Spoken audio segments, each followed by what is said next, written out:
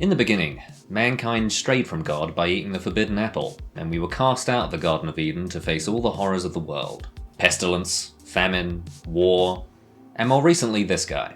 We are all sinners, and this is the retribution of the heavens. And we know having a strictly vegan diet is bad. And my response to you eat almonds, don't drink almonds, is to have a Big Mac. Veganism is a bit of a hot topic for Piers Morgan, and we've been treated to many interactions between him and animal rights activists. He tends to return to the same arguments, which is odd, because they're all really bad. In this video, I'm going to explain precisely where he goes wrong, which means I had to watch every interview so you don't have to. Some would call me a hero for that.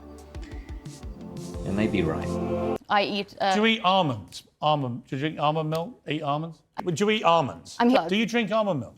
Do you eat avocados? I eat... Do you know how avocados and almonds get made? No one can go on Piers' show without being asked this question.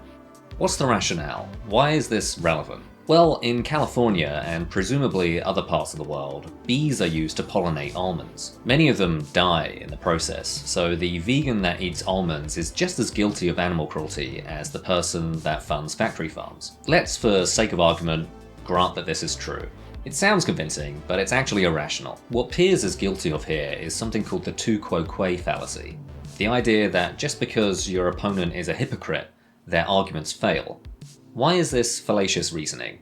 Well, let's say for example that I put forward the proposition that stealing is wrong, but just that morning stole something from a shop.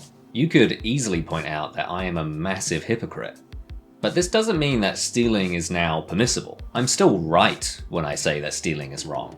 This is what Piers' argument eventually boils down to. This person eats almonds, therefore it's permissible to farm animals.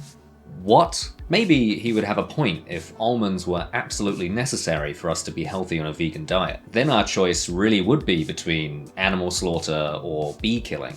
But almonds aren't necessary to be healthy on a vegan diet, so why are we even having this conversation? Maybe we can stop eating almonds and cutting animals' heads off. That seems like a pretty reasonable middle ground. Recently, a representative from Animal Rebellion tried to appeal to the environmental benefits of veganism on Piers' show, and this is what he had to say about it. Well, the animal agriculture, farming and fishing is a leading cause of the climate crisis. You know what's also a leading cause of climate crisis?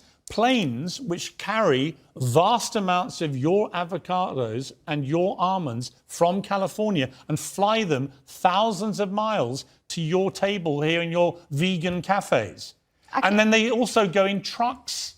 And that is an environmental hazard too. This is simply false and betrays that he's not really familiar with the evidence on the subject. Here's data from a study conducted on 30,000 farms in 119 countries. It shows the CO2 equivalents that various food types are responsible for per kilogram. The portion that transport is responsible for is highlighted in pink. Can't see it? There it is. Eating local is not what's important when trying to reduce the environmental impacts of our diets. What we eat is.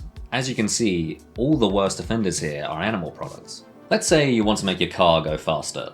You know that decreasing the weight helps with that, so you take off your tires to lose some kilograms. This is what it's like to eat local meat to avoid the transport emissions of international plants.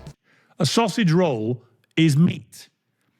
If vegans want to eat their gruel, fine. Go and have a joyless existence munching your lentils. Don't take my language. Don't pretend your sausage roll's a real sausage roll.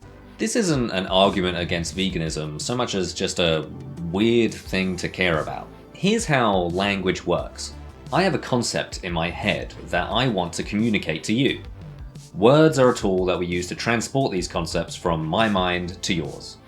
If I use the words vegan sausage roll, and you accurately conceive of a product that aims to replicate a sausage roll without using animal products, that is the word for it. If we're gonna protest this because we can't wrap our heads around vegan meat, I suppose we also have to stop saying peanut butter, coconut milk, and fool's gold. This is like if I went to a football game, saw someone about to eat their lunch, and yelled, "That's not an actual hot dog, you imbecile.